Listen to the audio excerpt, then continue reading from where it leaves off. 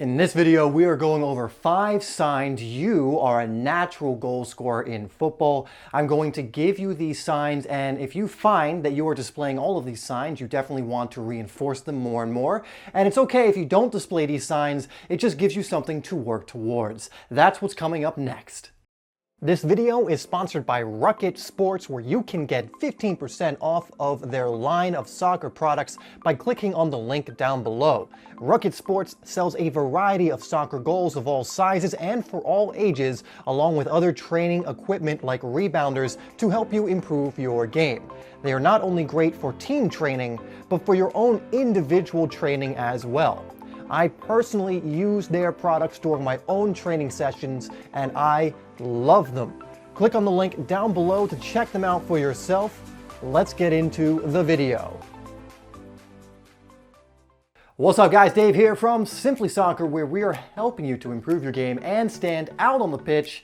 And we do that by releasing, at the moment, daily soccer tip, technique, and training videos. So if you haven't already, hit that subscribe button and that bell icon so you don't miss any videos that we release. Now in this video, I want to go over 5 signs that mean you are probably a natural goal scorer, a good goal scorer, and someone who is going to score lots of goals. Now the point of this is, if you are not displaying some of these things, I'm essentially giving you what you need to work on in order to become more of a natural goal scorer and become someone who's putting the ball in the back of the net more often. So moving straight into number 1, this one is huge, and it's believing that you're going to score every single time. Because when it comes to most things in football, you need confidence, and that is never more true than when it comes to goal scoring and finishing, because even a little bit of doubt before you strike the ball could be enough to put you off your shot or your finish and make you screw up even the easiest of finishes. But when you think to yourself, I'm going to score every chance that comes my way,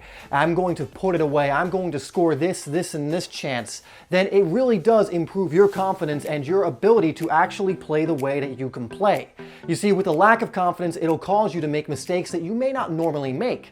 But if you think you're going to score every single chance, you're just going to slot the ball in with confidence. Now you might be thinking, well, what if I miss a chance? Well, that's actually a part of this too, because players that are really good goal scorers, they not only think they're going to score every single chance, when they miss a chance, they still think that. So even when they miss a chance, they bounce back and they brush it off and they tell themselves that they're going to score the next chance. They don't let a missed opportunity affect them on their next goal scoring chance. Sign number 2 is they have composure over panic when they find themselves with an opportunity to score. Now, most of the time, a player that panics in front of goal will usually just try and blast it as hard as they can. But a proven goal scorer knows different. They know to place it, to keep their composure, to keep their calmness of mind, and to instinctually and naturally just finish it in whatever the situation calls for. But if you're all up in your head, if you're panicking,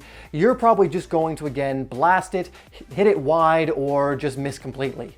One thing I always teach players who want to score more goals is to go for placement over just blasting the ball. Now, there are some situations where you can blast the ball, and when you get really good at aiming and hitting it with power, that's something you can do. But in a lot of situations, a rolled or curled finish into the corner is all you'll need. A composed finish is all you'll need, and you'll see that the best goal scorers do this. In fact, I just the other day made a video on how you can start finishing better, and I go over exactly this thing, actually showing you how to do it. So I will link that down below and have a card come across. But just remember that the more calm and composed you are in a goal scoring situation, the more likely it is that not only will you hold your nerve, but you will pick the right technique to use in that situation. Sign number 3 is you happen to just always, for some reason, find yourself in good goal scoring positions. But I'm actually going to let you in on a little secret.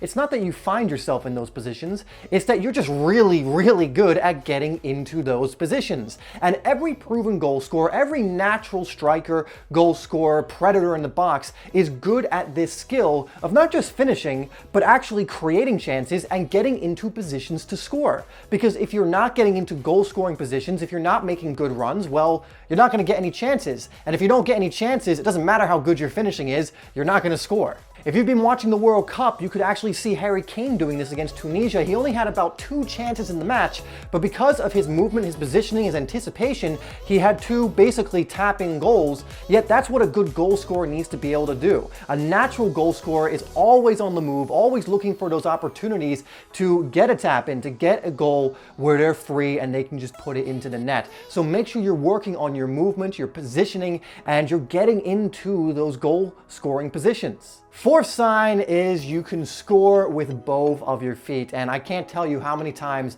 I've seen a player have an incredible chance to score but only miss because it was on the foot that's basically useless. Essentially, they use it to stand on and they can't do anything else with it. If you want to be a proven goal scorer, if you want to be a more natural goal scorer, someone who just is able to put the ball in the net more times than not, you need to be at least competent with your weaker side. Because I've gone over this many times, but if you find yourself on your weaker side and you can't use it, by the time you get it onto your strong side, the ball's probably being taken away from you, or this chance has passed and you no longer have the same opportunity. Good goal scorers are able to make a decision in a split second and execute, even if it's on their weak side. And you can look at all of the great strikers in history, all of the great goal scorers, they all were able to use their weaker side. It may not be their dominant side, and they may have been better at their dominant side, obviously, hence the name dominant side. However, they were able to score when they needed to on their weaker side as well. And if you want to score more goals, you want to be that guy who is just piling on the goals,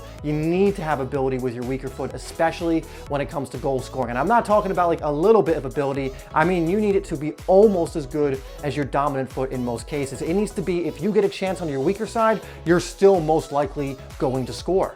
Fifth sign, and this one takes a lot of practice, but you're able to score in multiple positions. A good goal scorer is not a one-trick pony. Sure, a good goal scorer is smart and they get into positions where scoring is easy for them, but they're also able to score all different types of chances. They're able to score right in front of goal, from the right side, from the left side, outside the box, inside the box, from certain angles. They're able to score one-on-one with the keeper. They're able to go around the keeper, chip the keeper.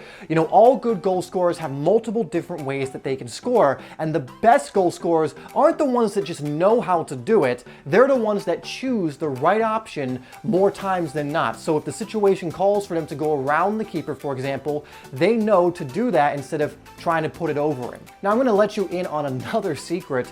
Natural goal scoring, as in it's implied that you're just born with it, doesn't actually exist. Anyone who's been a good goal scorer got that way by practicing their shooting, their finishing, their movement over and over and over again. So when it comes to scoring in multiple different positions, and really anything on this list, it really does come down to practice. One thing you can do is whenever you're at team training, after the team training is over, get some balls and spend 10 to 15 minutes on your finishing after practice.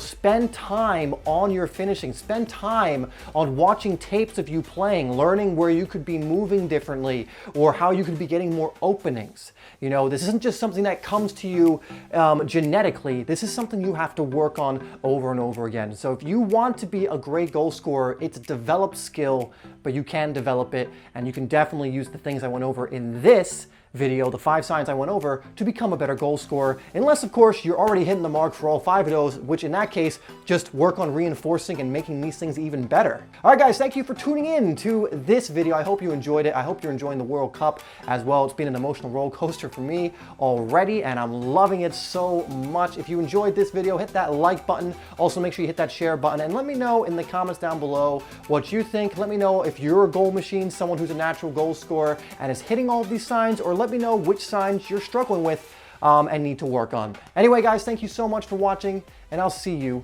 in the next video.